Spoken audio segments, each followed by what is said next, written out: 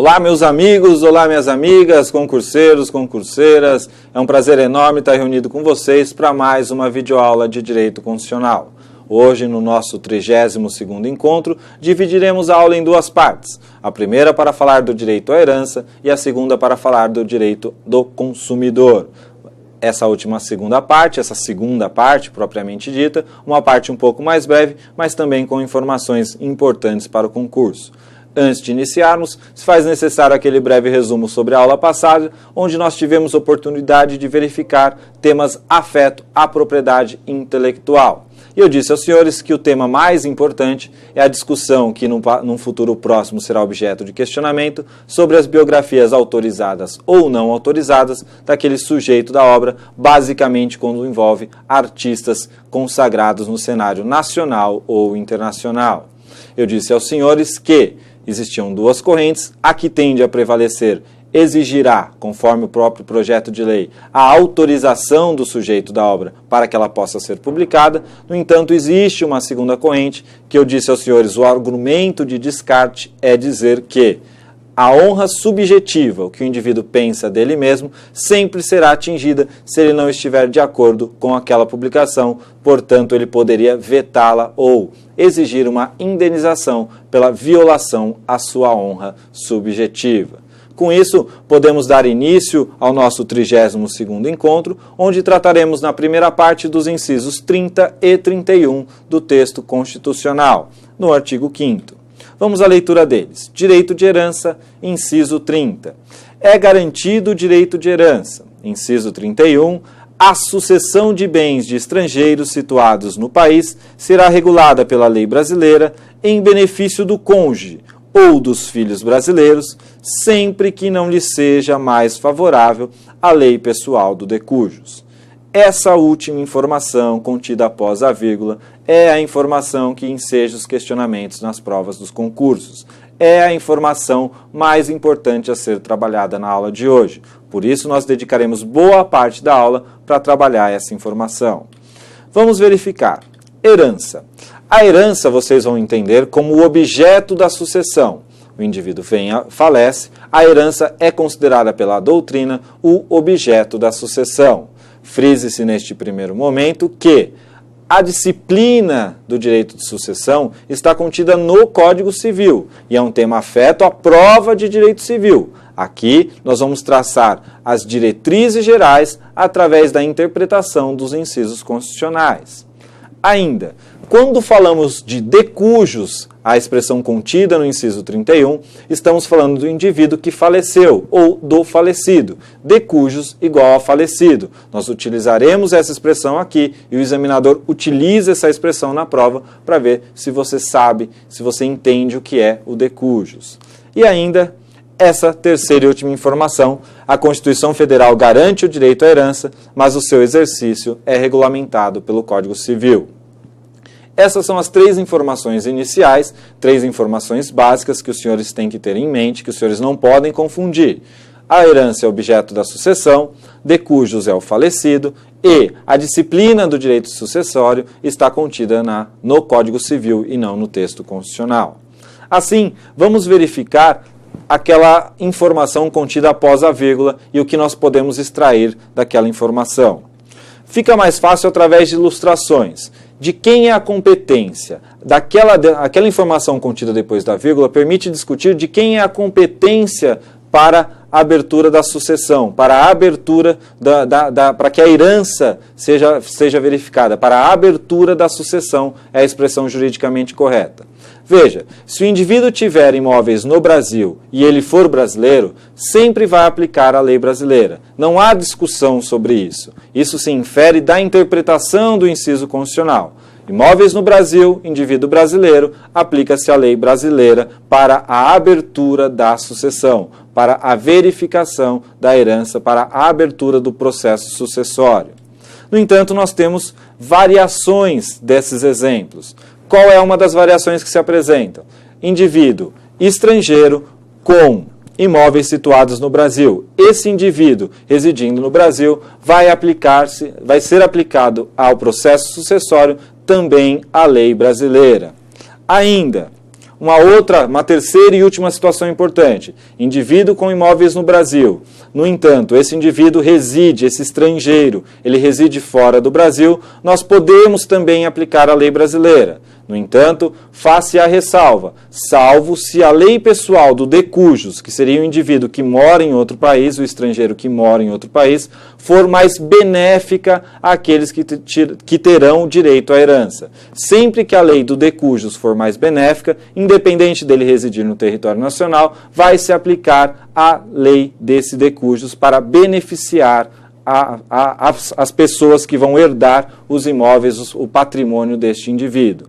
Disso permite aferir 3 informações importantes, 3 critérios importantes. E quando cai na prova, não vai cair o desenho, mas vai cair o critério. Qual o critério utilizado para se definir se a lei aplicável é a lei brasileira ou a lei do de cujos? E nós temos basicamente 3 critérios que são extraídos dos exemplos que foram demonstrados. Primeiro critério, do ius domicili, como a parte da doutrina traz. Estrangeiro domiciliado no Brasil.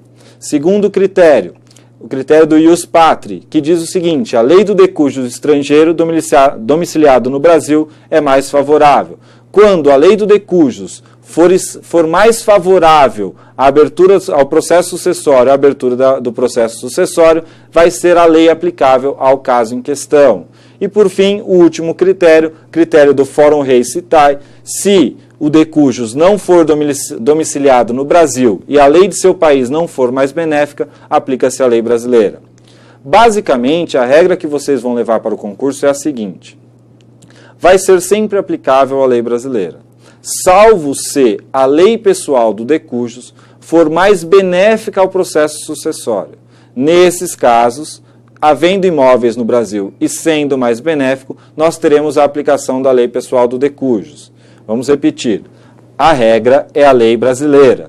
No entanto, se a lei pessoal do de cujos, do falecido, for mais benéfica, em havendo imóveis situados no nosso país, vai ser aplicada a lei do de cujos, para beneficiar o cônjuge, por exemplo, ou os filhos havidos desse relacionamento. Essa é a regra geral. É isso que vocês têm que levar para o concurso público como informações mais importantes.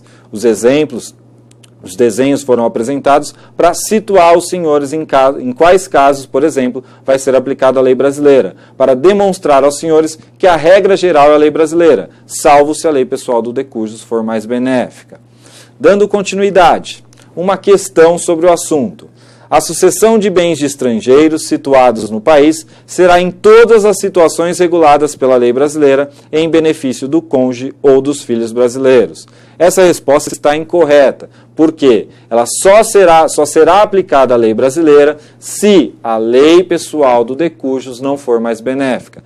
Caso a lei pessoal do de cujos for mais benéfica, caso ela seja mais benéfica, essa lei será aplicada no processo sucessório. E assim, nós podemos ir para a segunda parte da nossa aula, onde nós trataremos do artigo 5º, inciso 32. Vamos à leitura dele. Direito do consumidor. O Estado promoverá, na forma da lei, a defesa do consumidor. O que nós vamos extrair aqui de informações importantes?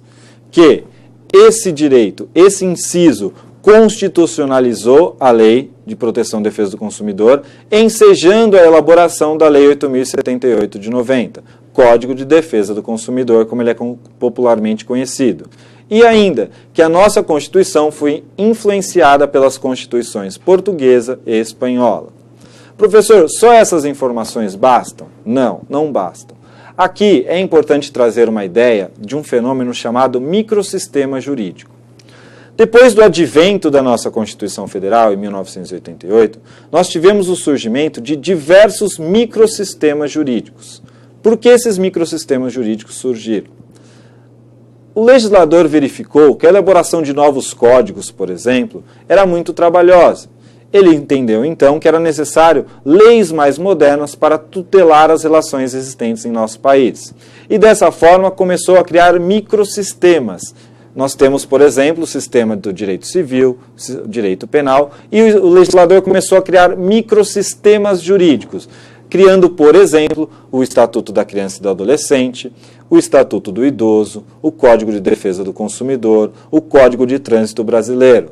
Todos esses são exemplos de microsistemas jurídicos. São leis específicas que tutelam situações específicas, dada a necessidade de tutelar essas relações, já que elas avançam com o tempo e o direito tende a acompanhá-las. Com um certo atraso, mas tende a acompanhá-las. Observem, é muito mais fácil a elaboração de uma lei para criar um microsistema jurídico e tutelar um grupo de relações, um tipo de relação social, um tipo de relação jurídica, do que a elaboração de um novo código, por exemplo, de um novo Código Civil ou de um novo Código Penal. Vide, por exemplo, o lapso de tempo que demorou para a aprovação do Código Civil de 2002, o código anterior era de 16. Vide, por exemplo, o fato do Código Penal ser de 1940 e até hoje nós termos uma discussão sobre um código novo.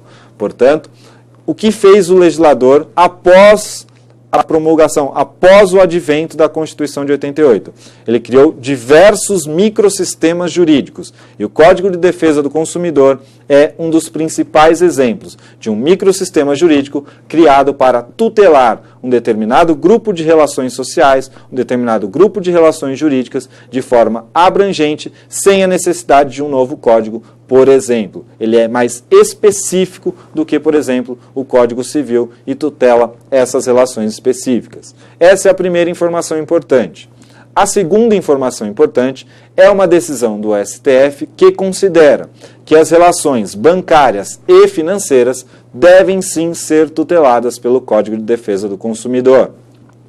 Essa segunda informação não é menos nem mais importante do que a primeira. No entanto, é mais fácil de cair na primeira fase de um concurso público, se as relações bancárias e financeiras havidas com as instituições bancárias e financeiras são ou não relações de consumo. Segundo decisão do STF, sim, são relações de consumo, portanto, tuteladas pela Lei 8.078, portanto, tuteladas pelo Código de Defesa do Consumidor.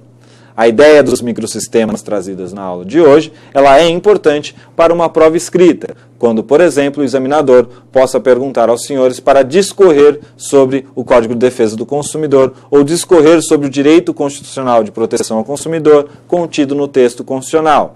Vocês iniciando a explicação, dizendo que se trata de um microsistema jurídico, advindo de um direito e garantia fundamental contido no artigo 5º, certamente o examinador olhará com muito carinho a sua prova, pois os senhores estão mostrando conhecimento jurídico sobre o tema.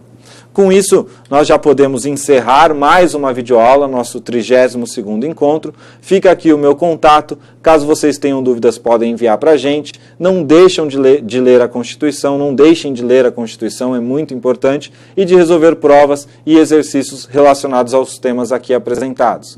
Um grande abraço, bons estudos e boa sorte.